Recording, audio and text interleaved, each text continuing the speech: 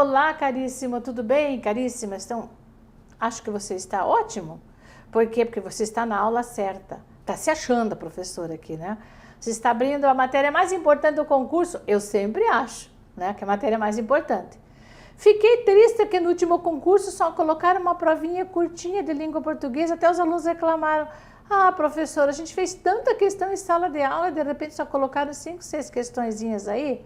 Outros já agradeceram, odeiam português, né? Eu sei que eu tenho esse lado negativo. Quando eu me apresento, sou professora de português, vem um de descontentamento. Por que não tiram a língua da prova? Graças a Deus não vão tirar. Nem pense. Mas o que eu vou fazer nessa aula? Eu, como prometi na aula passada, eu vou fazer o estudo da prova do INSS do técnico do Seguro Social. É justamente, se for um concurso feito por essa banca, que eu espero que seja, você vai ver o nível de dificuldade do texto. Será que é difícil? Quem escreveu esse texto? Vamos ver lá. Então, eu sempre procuro adaptado de Klaus, Bilan, Gustavo, da criação de um ícone, revista 18. Eles tiram texto da internet. Eles trabalham com o pessoal que escreve na Folha de São Paulo, os articulistas da Folha de São Paulo. Um dia eu comecei a estudar os autores dos textos publicados, nas provas, que eles colocam para interpretação. E por acaso havia muitos autores repetidos, então eu percebi, a banca gosta desse autor, eu até falei para a turma, Contar do Caligares. Então, uma moça comprou o livro de Contar do Caligares, das crônicas e tudo mais, começou a ler e começou a se sair melhor nas provas, porque a linguagem do Contar é a mesma. Então, se você conhece o autor, veja, você tem que procurar até os autores do texto. Quem é que escreve? De onde sai esse texto? Como é que é a linguagem do autor? Se você quer melhorar o seu desempenho em língua, né? Você tem tempo para isso? Vai buscar até isso, até o autor de texto. Mas como eu falei, eu vou ler com você esse texto e vamos ver se você acha difícil ou fácil a questão da interpretação e a gramática. Então, a prova teve 1, 2, 3, 4, 5, 6 questões desse concurso. Começava na questão 9 e terminava na 14. Que diz assim, me acompanhe na leitura. Olha, até está escrito de 9 a 14, esqueci de mudar aqui, é de 1 a 6, mas estava na prova de 9 a 14. Diz assim, que em vida, Gustavo Mahler, 1860-1911, tanto por sua personalidade artística como por sua obra, foi alvo de intensas polêmicas e de desprezo por boa parte da crítica. Então, nós estamos apresentando alguém, Gustavo Mahler, em vida ele foi alvo de intensas polêmicas e até de desprezo por boa parte da crítica. Por que será? A incompreensão estética e o preconceito antissemita também o acompanhariam postumamente. E foram raros os maestros, agora já estamos conhecendo, e foram raros os maestros que nas décadas que se seguiram à sua morte se empenharam na apresentação de suas obras. Tá? Durante os anos 60, porém, uma virada totalmente inesperada levou a obra de Mahler ao início... Só um pouquinho. Não. Ao início de uma era de sucesso sem precedentes, que perdura até hoje. Deixa-me voltar aqui, ó, de novo. Durante os anos 60, porém, uma virada totalmente inesperada levou a obra de Mahler ao início de uma era de sucesso sem precedentes que perdura até hoje. Intérpretes conhecidos e pesquisadores descobriram o compositor, enquanto gravações discográficas divulgaram uma obra até então desconhecida do grande público. Esse foi o primeiro parágrafo. Há uma série de fatores envolvidos na transformação de Mahler em figura central da história da música do século XX. Então, uma série de fatores envolvidos na transformação de Mahler. Vamos ver. A visão de mundo de uma geração mais jovem certamente teve influência central aqui. O dilaceramento interior de Mahler, seu interesse pelos problemas fundamentais da existência humana, seu pacifismo, seu engajamento contra a opressão social e seu posicionamento em favor do respeito à integridade da natureza. Tudo isso se tornou subitamente muito atual para a geração que nasceu no pós-guerra. Você está entendendo aqui por que mudou o conceito dele nos anos 60? A visão de mundo de uma geração mais jovem certamente teve influência central aqui. Por quê? Daí vem os itens, vem 2 pontos, essa visão de mundo da geração mais jovem. Está captando a mensagem, vamos à frente. O amor incondicional de Mahler pela natureza sempre esteve presente em sua obra. O compositor dedicava inteiramente à criação musical os meses de verão, recolhendo-se em pequenas cabanas na paz dos Alpes austríacos. Em Steinbach, Mahler empreendia longas caminhadas que lhe proporcionaram inspiração para sinfonias. Comparar a simplicidade espartana dessas casinhas com a enorme complexidade das obras ali criadas diz muito sobre a genialidade do compositor e, sobretudo, sobre a real origem de sua musicalidade. Totalmente abandonadas e esquecidas na Áustria no pós-guerra, essas casinhas de Mahler hoje se transformaram em memoriais, graças à ação da Sociedade Internacional Gustav Mahler. O mundo onírico dos Alpes, do início do século XX, certamente voltará à memória de quem, tendo uma imagem desses despojados retiros musicais de Mahler, voltar a ouvir sua música grandiosa. Viram só? O que você achou? Você que está aí, ou me ouvindo, do outro lado aí da telinha, do outro lado da câmera. Achou difícil ou fácil? Fácil, né? Tranquilo. De início a gente não sabe de quem se trata, né? Gustavo Mahler, no começo, ele era desprezado, uma personalidade artística que foi alvo de intensas polêmicas. Depois, na geração da década de 60, começou a mudar pelo seu modo de vida, pela sua ideologia, pela sua obra, enfim, porque gostava, porque aqui diz assim, ó, interesse pelos seus problemas fundamentais na existência humana, seu pacifismo, seu engajamento contra a opressão social, tudo isso despertou muito interesse por parte da nova geração na sua obra, né? Vamos ver se nós entendemos a interpretação ou compreensão. Diz assim, ó, segundo o autor, o reconhecimento da grandeza artística de Mahler ao longo dos anos 60 deve-se em larga medida. Bom, quando você tem esse enunciado dessa forma, com dados do texto, e você não confia na primeira leitura, você vai lá no texto e procura o local onde comenta sobre os anos 60. E é justamente nessa parte, uma série de fatores envolvidos na transformação, em figura central da história, no segundo parágrafo, que traz o reconhecimento do autor. Então você pega o enunciado da questão e procura no texto, eu já vi isso no texto, algum local está ali, você procura no próprio texto. Então vamos ver as possibilidades. Então o reconhecimento da grandeza será que se deve à beleza única de suas obras, para a qual contribuíram largamente o amor incondicional do compositor pelos sons e pela musicalidade da natureza?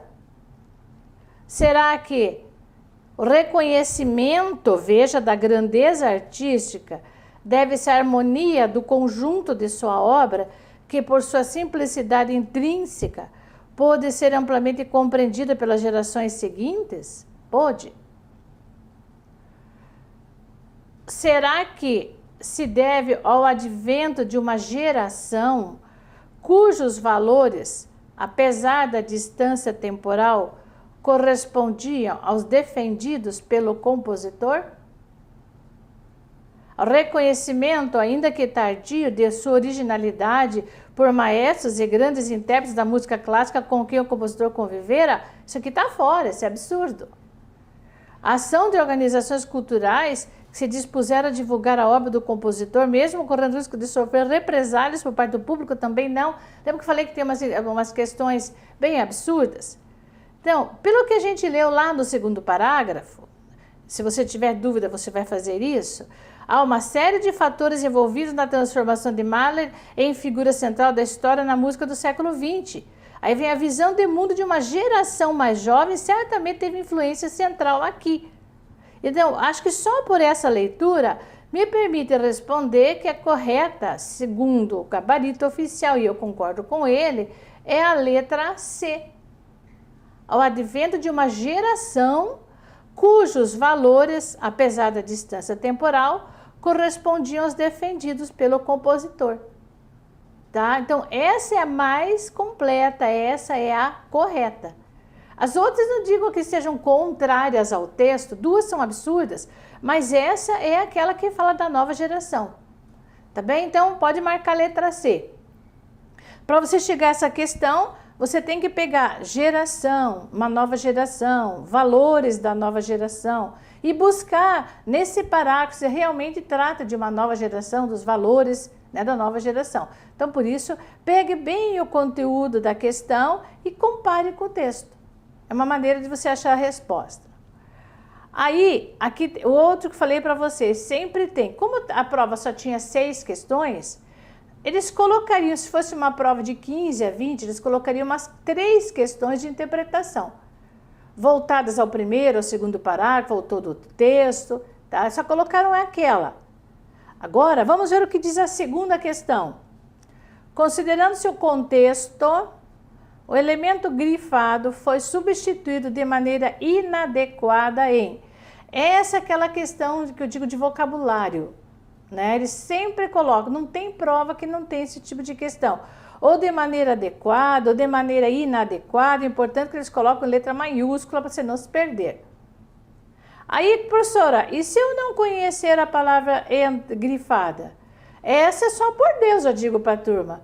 Você vai pelo contexto, você elimina um absurdo.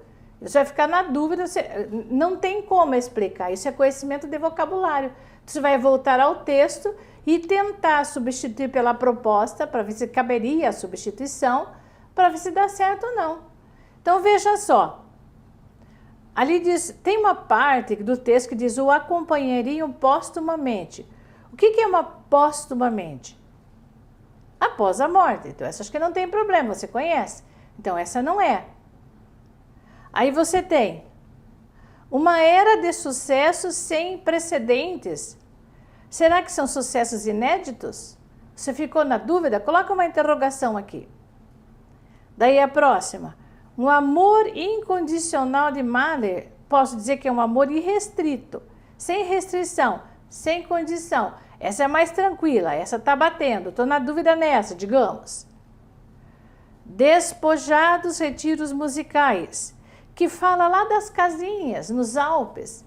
Será que despojados são singelos retiros musicais? E o mundo onírico dos Alpes, será que é a mesma coisa que o mundo nebuloso dos Alpes? Aí, se você fica na dúvida, você deveria voltar ao texto, né? E diz lá, o mundo onírico dos Alpes, no início do século XX, certamente voltará à memória de quem tem uma imagem desses despojados retiros musicais de Mahler. Então, eu vou dizer para você, porque não adianta ficar perdendo muito tempo nessa, porque é questão de vocabulário, eu vou dizer aqui, inéditos, sem precedentes, bate com inéditos. Então, essa não é, eu tenho que marcar a errada. Incondicional e restrito, já chegamos à conclusão que está ok. Aí a turma não concordou muito, mas mundo onírico, a palavra onírico é de sonhos, tá? E não é a mesma coisa que mundo nebuloso, entendeu? Então, o que está errado aqui é letra E. Onírico não é nebuloso, onírico é de sonhos.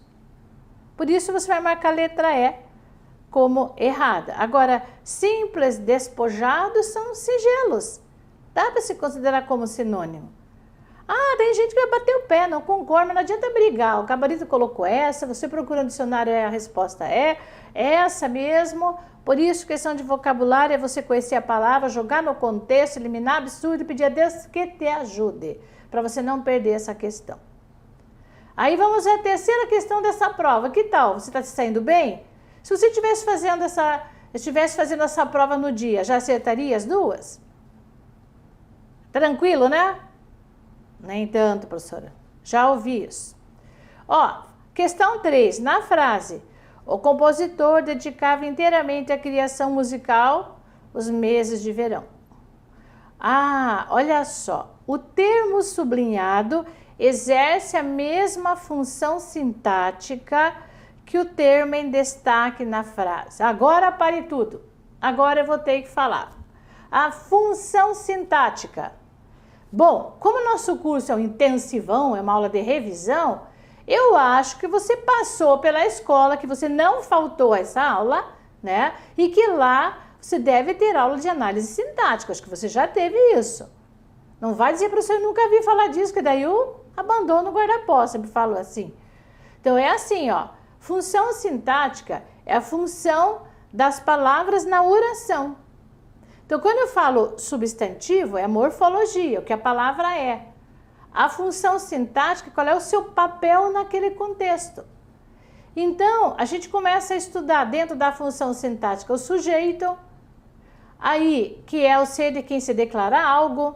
Então, eu vou fazer aqui um resuminho, o que você teria que pensar? Se a palavra grifada é um sujeito da oração, ou se a palavra grifada é um complemento do verbo da oração. É isso. A função sintática, seu termo, você tem que analisar o termo grifado, qual é a sua função, e procurar nas alternativas o termo que tem a mesma função. Então, só para você lembrar, ó o resumo aqui, ó. Então, quando a gente estuda a parte de análise sintática, é a mesma coisa que falar de função sintática. É análise, é a função, tá? Dentro do estudo da análise, a gente começa lá termos essenciais da oração, sujeito. Então você faz a pergunta o que, quem é o verbo para descobrir quem é o sujeito. Por exemplo, numa frase, estou tirando ali do próprio slide, eu digo assim, o compositor dedicava a criação musical aos meses de verão. Dedicava os meses de verão, eu botei numa outra ordem, a criação musical. Tá. Então, se eu grifar aqui, ó, se eu grifar o compositor, eu acabei de grifar o sujeito da oração. Tá entendendo? Então você faz a pergunta para descobrir o sujeito. Quem dedicava? Faz a pergunta o que ou quem antes do verbo. Quem dedicava os meses de verão à criação musical? O compositor, que por acaso é um sujeito simples. Tá? Então, se a palavra grifada fosse o compositor, este teria a função sintática de sujeito. Muito bem. Aí, agora a gente vai ver a parte dos complementos verbais. Daí a gente entra lá na parte do predicado. Aí no predicado, a gente tem, por exemplo, o predicado verbal. Tá? Isso tudo a gente tem que aprender. Então, dentro do predicado verbal, nós temos o que é predicado verbal? Tem verbo de ação. O predicado nominal tem verbo de ligação, verbo de ação. Quando o predicado é tudo a partir do verbo para frente.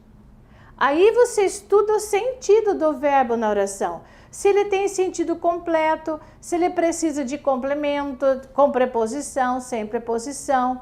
Entendeu? Então, daí que a gente entra no estudo lá da análise, estou abrindo agora, né, o espaço para análise sintática, a classificação de verbo intransitivo. Verbo intransitivo é aquele sem complemento. Quando eu falar complemento, eu estou dizendo objeto direto, objeto indireto. Isso não é estranho para você, nem venha com essa. Objeto direto, objeto indireto. Por exemplo, se eu disser assim, uma frase, olha aqui, ó. A A árvore floresceu.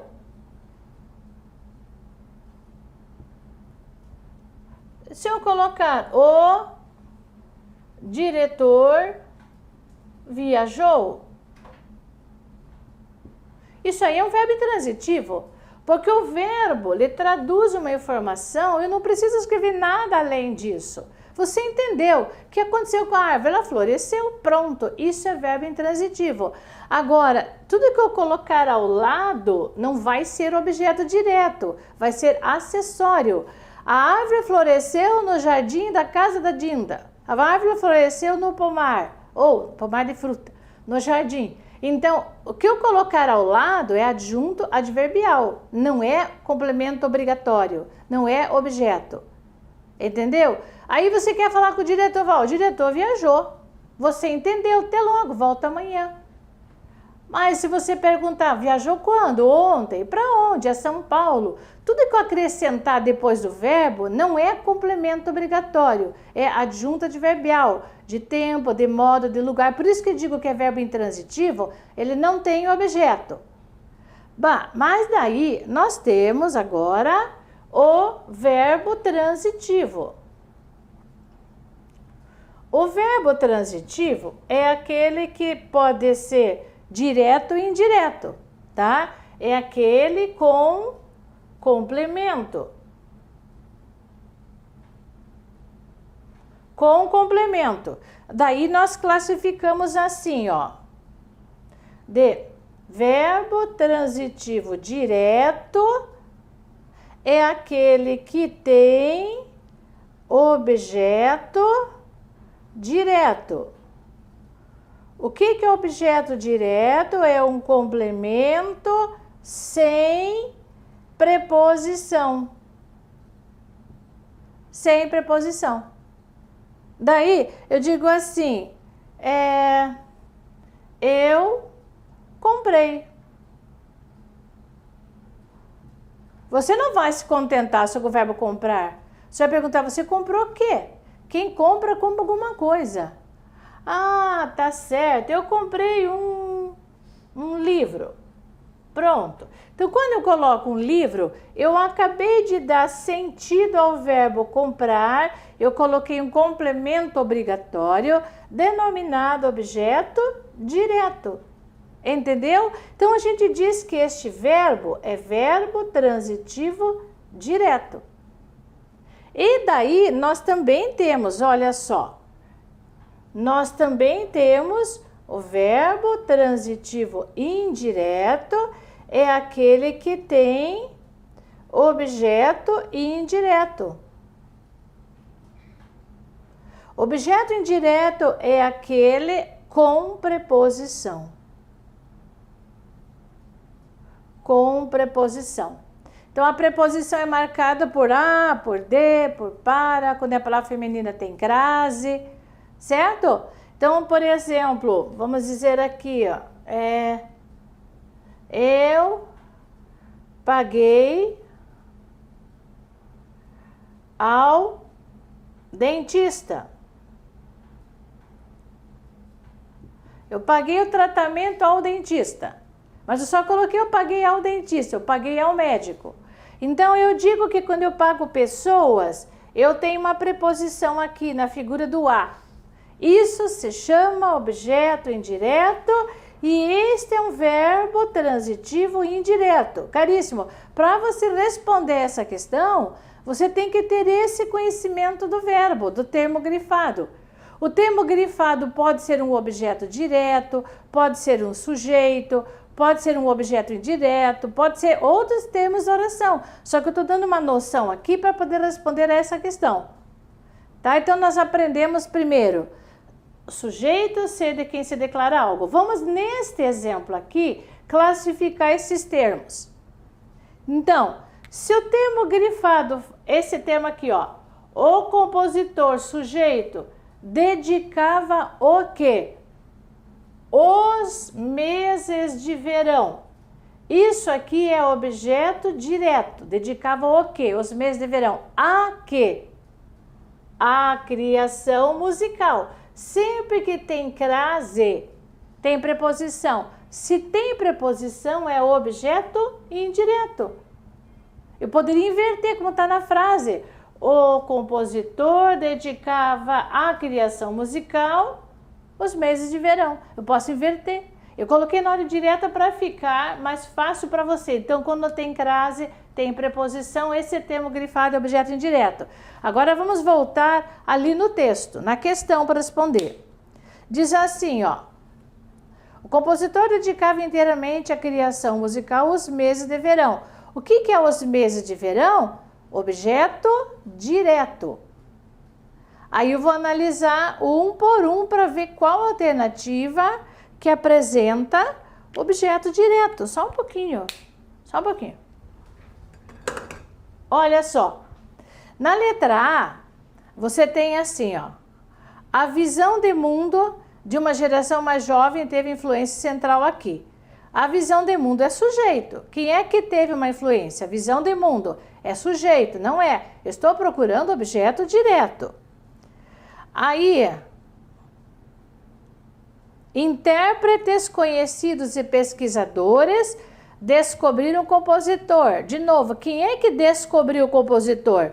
Intérpretes conhecidos, também tem papel de sujeito. Lembre que os meses de verão é complemento do verbo dedicar, é objeto direto. Eu tenho que procurar objeto direto nas alternativas. Em vida, Mahler foi alvo de intensas polêmicas. Caríssimo, em vida é um tempo. Isso aqui chama-se adjunto adverbial de tempo. Tá? Aí a letra D. Mahler empreendia longas caminhadas que lhe proporcionaram inspiração para grandiosas sinfonias. Então, Mahler é o sujeito. Empreendia o quê? Longas caminhadas. Longas caminhadas é complemento direto de empreendia. Tá aí a resposta, caríssimo. Então, longas caminhadas é objeto direto do verbo empreender, assim como os meses de verão é objeto direto do verbo dedicar. Tá aí? Isso é função. Olha, o que está pedindo? Exerce a mesma função sintática que o termo em destaque. Letra D, pode marcar a D. E para concluir, essas casinhas das alturas alpinas hoje se transformaram em memoriais. Então, essas casinhas é sujeito. Nós temos um sujeito na letra A, mais um sujeito na A, mais um adjunto adverbial e mais um sujeito. O objeto direto está aqui, ó. É complemento verbal. Então, você vai ver em outra prova o mesmo enunciado. Uma frase com palavras grifadas para você descobrir a função sintática. Você tem que analisar primeiro a palavra grifada para depois procurar a resposta. Tá? E aqui, ó. Consta que durante o verão, em meio à beleza das montanhas dos Alpes, Mahler buscava inspiração necessária para compor sinfonias que felizmente foram legadas às gerações futuras. Bem, caríssimo, estou em cima da hora, mas eu posso te dar uma dica antes de fechar a aula, dizendo que aqui o assunto é crase.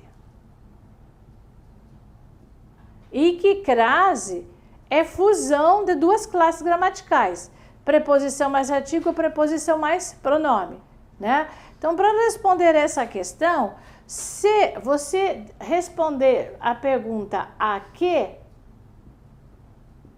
tem crase. Por exemplo, obedeça a que? Obedeça a lei, vai a crase. Se responder a pergunta o que, não tem crase. Pense nisso que eu falei, que na próxima aula eu explico melhor. Veja se você consegue usar a que e o que depois das palavras, antes das lacunas, para você responder a questão número 4. A resposta da 4 fica para a próxima aula, tá bem? Então, assim, eu agradeço bastante a sua atenção. Vou ter que trabalhar a gramática dessa forma, senão não vou vencer o programa, mas aos pouquinhos a gente vai se adaptando e você vai aprendendo bem, né, com a repetição dos conteúdos. Um grande abraço, bons estudos e até a próxima aula, se Deus quiser. Tchau!